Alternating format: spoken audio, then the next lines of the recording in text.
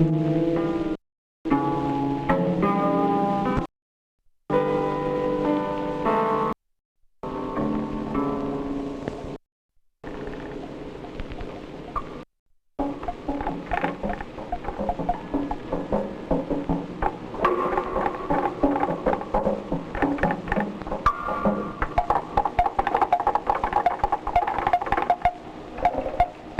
has described himself in many ways, but if we concentrate on man in relation to his control over his environment, no description is more apt than the description of man as a tool-making animal. And in the short history of mankind, the majority of the tools which man has made can be thought of as an extension of his muscle power. That is, the ability to perform work faster and in greater quantity.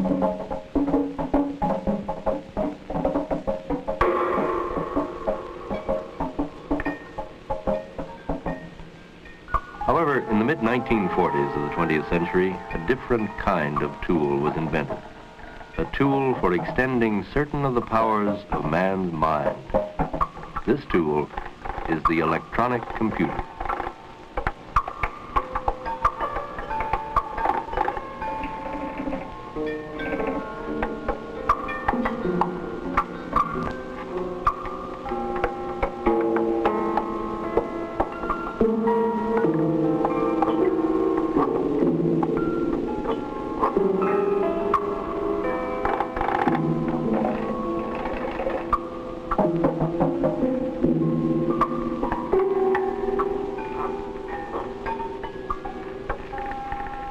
It is the fast, reliable, and tireless performance of a variety of arithmetic and logical operations that gives the computer its great utility and power.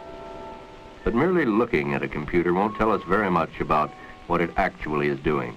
Neither will this tell us anything about the revolutionary material and intellectual effects of such machines. We can easily see the material and intellectual effects of, say, machines for transportation. We know that the modern jet aircraft represents a great increase in speed over the earliest aircraft. We also know that modern airplanes have made the world smaller and changed our way of thinking about ourselves and our world.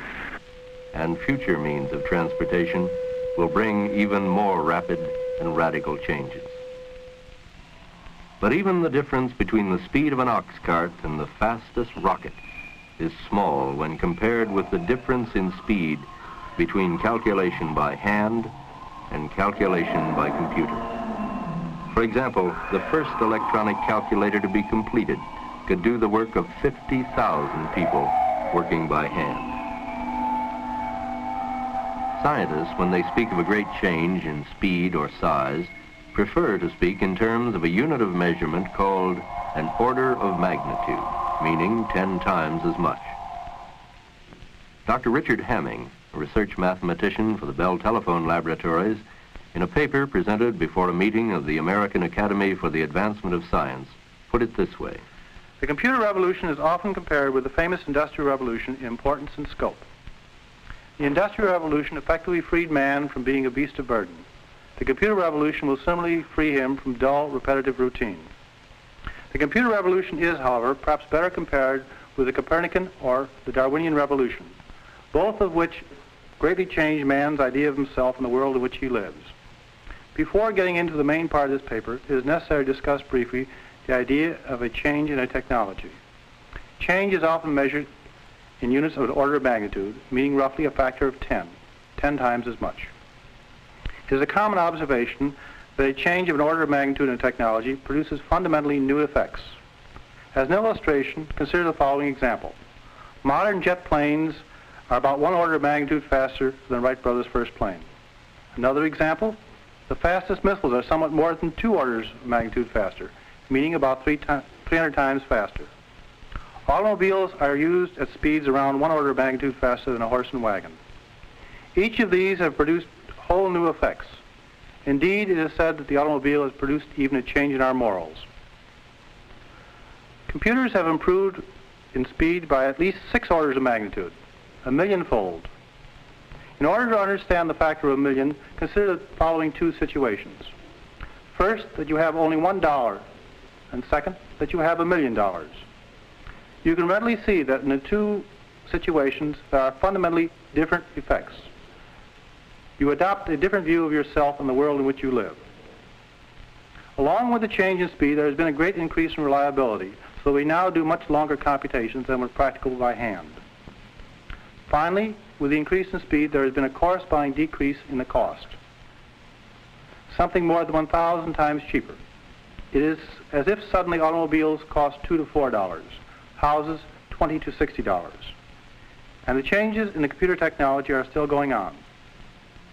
These, then, are the... We hardly need to be reminded that we live in a world that is becoming more complicated and more crammed with information every day. One description for this vast quantity of data on everything from the lifetime earning records of an individual to the beeps and pulses relayed to Earth from a space satellite uses that overworked word, explosion. This time, an information explosion. The computer is an invaluable tool for processing these millions of bits of information in accurate, fast, and economical fashion, in accordance with rules and instructions provided by the human programmer. In the most gigantic of all record-keeping jobs, the Social Security system, more than 1 million personal records can be processed in one day. This manufacturing plant is entirely computer-controlled in accordance with rules for decision-making stored in the machine's memory. This chemical plant for making polyisoprene was designed by a computer. In a recent example, a computer in 16 hours and out of 16,000 possible designs selected the design that most closely approached the ideal design as defined by the engineers.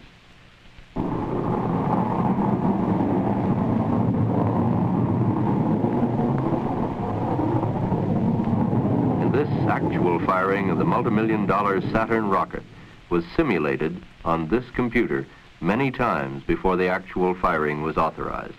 And these simulated firings, which helped eliminate many of the problems in the functioning of the rocket, cost only a fraction of what an actual launching would have cost. Each of these operations, record keeping and accounting, control, design, and simulation, is achieved through the manipulation of numbers according to instructions and rules given to the computer by the programmer. But what are these rules, and what is the relationship between numbers and the real things they are said to represent? These are some of the questions that we put to the scientist whom we've already seen, Dr. Richard Hamming, research mathematician at the Bell Telephone Laboratories. Well, I would say that at present at the Bell Telephone Laboratories, we do about 10% of the experiments on a computer and about 90% in the laboratory.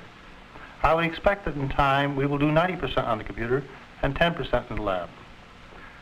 Speed, cost, and effort favor the computer over the laboratory approach. This advantage is possible because we construct a mathematical model rather than a material model. I use the word construct because the mathematical equations are the construction rather than a materialistic physical model. It is perhaps fortunate we have found, particularly in the field of physical sciences, that our predictions based upon the mathematical models agree very well with what we observe in the physical world. The 19th century physicist Heinrich Hertz described the concept of a model in these words: we make for ourselves internal pictures or symbols of external objects, and we make them of such a kind that the necessary consequences in thought of the internal pictures are always pictures of the necessary consequences in nature of the object symbolized. The idea of a mathematical model is fairly easy to understand. A very simple, trivial example is the numbers you calculate on your check stubs. You combine the various numbers by addition and subtraction, and they correspond in a very real sense to the amount of money that you have in the bank. The mathematical model is the numbers you manipulate. The amount of money you actually have in the bank is the physical world. Let us consider now a slightly more complex example. This is a common experience for most of us. The front end of the car dips sharply when we come to a sudden stop. In technical language, there is a transfer of weight from rear to front in the action of braking. A mathematical model of this transfer of weight can reveal exactly how much weight is on both wheels.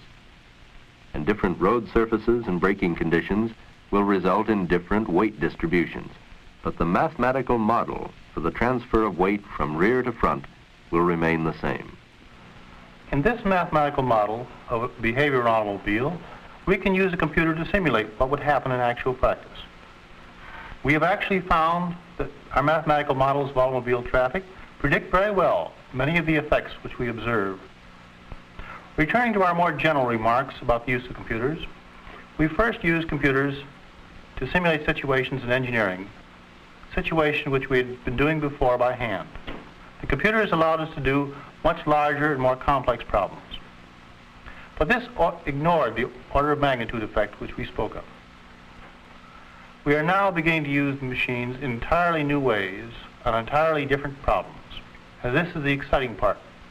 This is the intellectual aspect of applying the machines to completely new ideas that has so excited many people in the field. One of the characteristics of human beings is that among other things that they do is that they solve problems. And what it means, of course, to solve a problem is being able to not only get an answer to a question that arises in a particular situation, but then to find other cases that are similar to the initial one, so that we are in effect in a position to solve not just one concrete problem, but a whole class of them. This is Professor Ernest Nagel, a leading logician and philosopher from Columbia University. Once a domain has been developed to the point where answers can be given from given set of assumptions simply by following some set of instructions or some rules, then it's not entirely evident that one should be thinking of the significance of every step that one is performing. Well, is it also possible to instruct machines to follow the rules of thought? Indeed, I think this is, of course, the basis for having machines or computers, since their entire task consists in following a set of rules or programs, so that in a very short span of time, they're able to come out with an answer that would have taken human beings an extraordinary length of time to produce. It seems to me that the computers, because they enable us to ask new questions, also enable us to get entirely new answers. They do not answer all the old questions, but because the questions are new, the answers are also new and very exciting. There is a strong tendency to speak of the machine as solving the problem, when in fact, really it is the program which describes to the machine what the machine is to do. This is overlooked, and I think a great deal of confusion arises from this. It is not that we do not have adequate machines to solve our problems many times, but rather we lack adequate descriptions of how to solve the problem. And this is a very important point to understand. As we spread out and learn more and more about our techniques of solving problems, we will be able to do wider and wider class of problems. And it is not the machine so much as it is our lack of ideas that controls. Mathematics has been called the one universal language of mankind. It is perhaps our most powerful tool for problem solving. And in terms of subject matter, pure mathematics and logic are one and the same. The subject matter consists in the relations generally expressed by if, then necessarily. Computers have been called machines for logic. The human problem solver must first define the problem. He must also provide the machine with instructions as to the steps necessary to solve the problem. And then the machine will carry out these instructions accurately and with fantastic speed. All of this, of course, requires very precise logical thinking on the part of the problem solver. It is the machine's power to carry out these logical operations that gives it its great value as a tool for extending man's thought. Logic is not the science of how we think. thinking involves much more than logic. It is essential to logic and mathematics that, given a set of premises, the conclusion will follow in all cases. Results from a computer are the necessary conclusions arising from the data and rules of operation provided the machine by the human programmer. And yet, these conclusions can accurately reflect and foretell real-life situations. What is the nature of this remarkable correspondence between the abstract symbols of mathematics and logic and the real perceptible world of objects and events? We ask Professor Nagel to comment on this. Well, I would like to say something about that, because this has been, I suppose, for many, many centuries, a problem that has occupied men, and because of the apparent agreement of what we might call reality or nature with the language that we employ, whether it is ordinary English or whether it is the language of mathematics, the apparent agreement between reality and the symbolic representation, men have speculated about, sometimes about the origin of the world, something about the necessity of there being some particular kind of creative agency.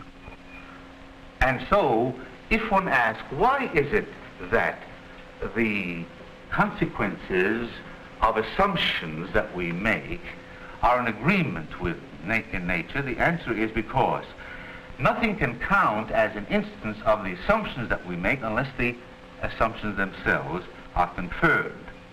The electronic computer in the service of the human problem solver reflects back to him the consequences of the assumptions he employs when he builds a mathematical model of a real-life situation.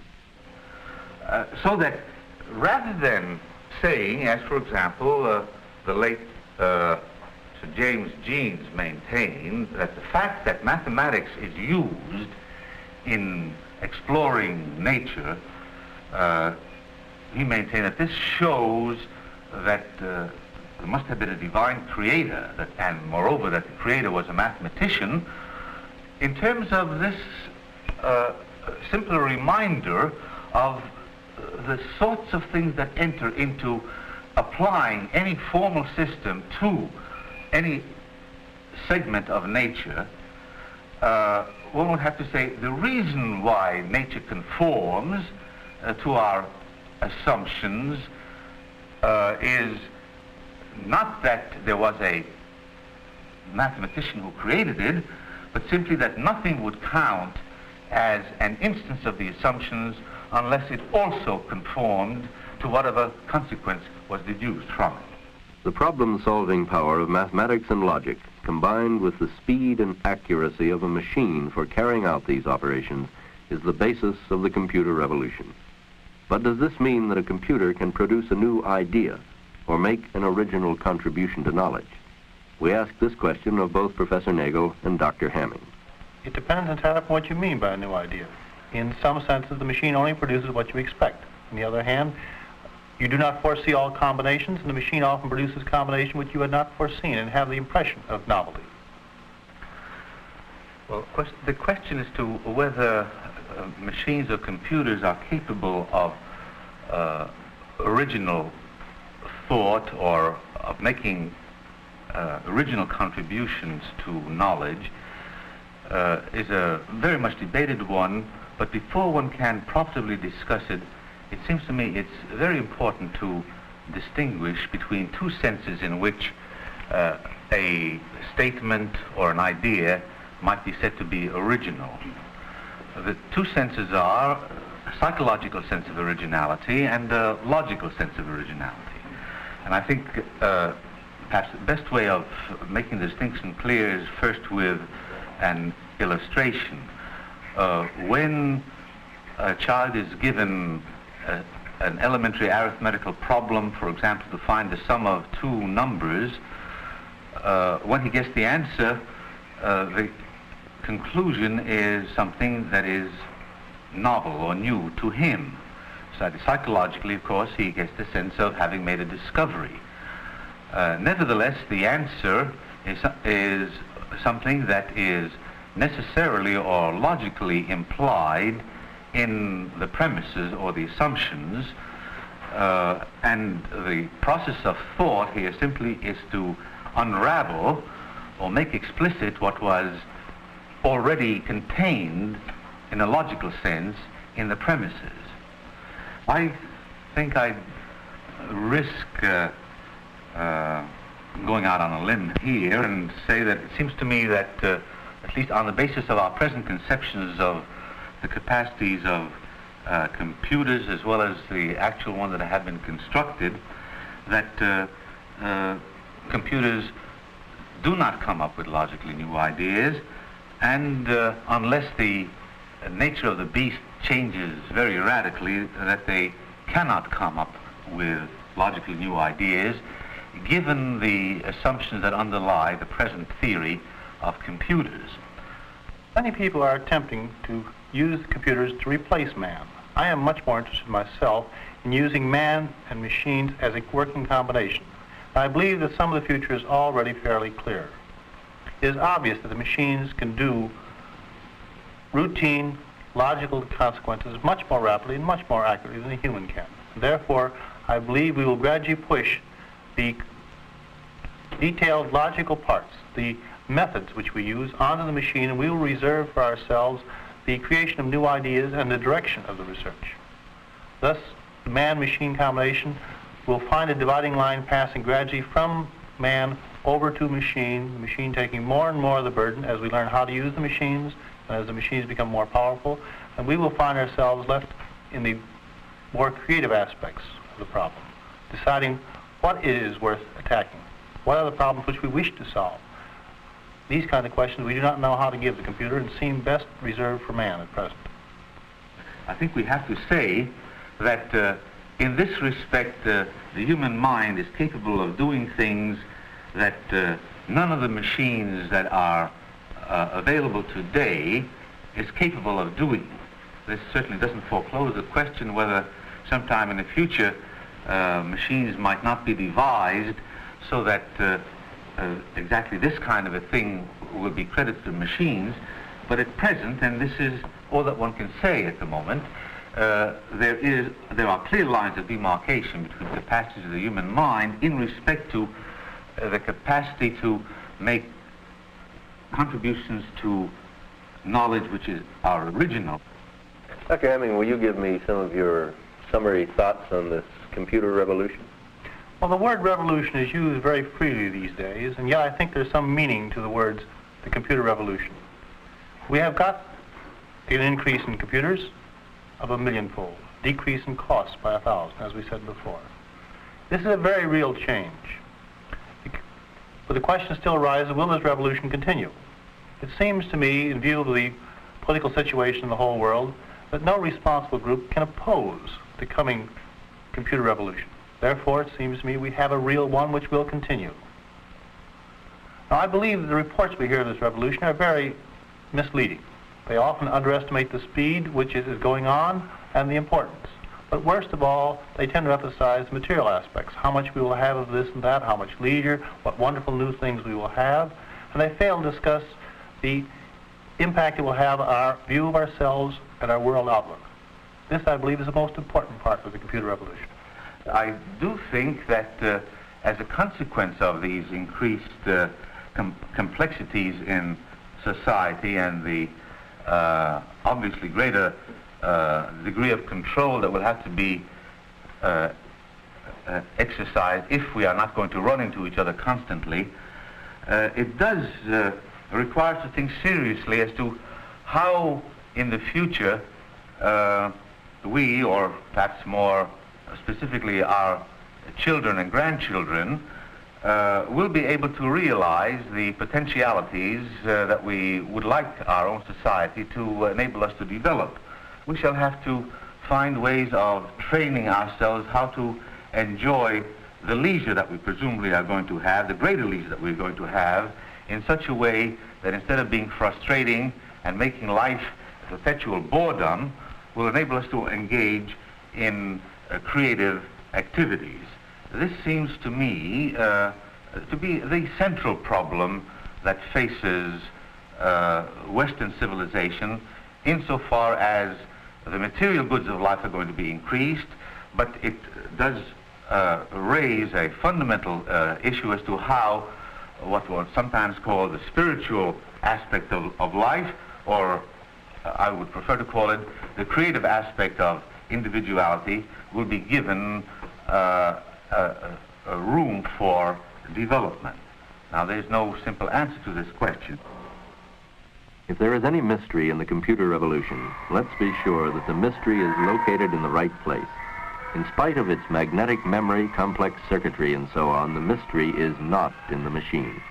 The sense of awe and mystery that we may experience when we see a computer in operation is really awe at the accumulated months and years of thinking by human problem solvers reflected back to us at fantastic speed. A computer scientist once remarked that we have machines that compute with the speed of light, but with the intelligence of the earthworm. While it is true that the computer can be called a kind of brain, although a very limited one, in order to solve any problem, the computer must first be instructed by a human programmer who has painstakingly and logically analyzed the problem. The computer is then given the problem in the form of numbers or instructions pertinent to arithmetic. It is the arithmetic logical task that the computer is organized to do. Once instructed, it can do as much arithmetic in a minute as a man in a lifetime. A man in a lifetime. The lifetime of all mankind is but a brief moment in the long history of this earth of ours, and only yesterday in the history of mankind has man made any significant advance in his control over his earthly environment. Computers, machines for logic, may change this more than any other of man's inventions. These machines, which have been with us less than a millionth of a second in terms of the temporal span of man's history, have already given promise of deep and far-reaching change in our way of life and way of thinking. They literally accelerate into milliseconds of time our ability to perform logical, arithmetic, and control tasks. But finally, the future, except in terms of trends and probabilities, is the great unknown, and the uses to which we put ourselves in relation to the marvelous machines of our own invention is perhaps the central moral and intellectual challenge of our own brief moment in time.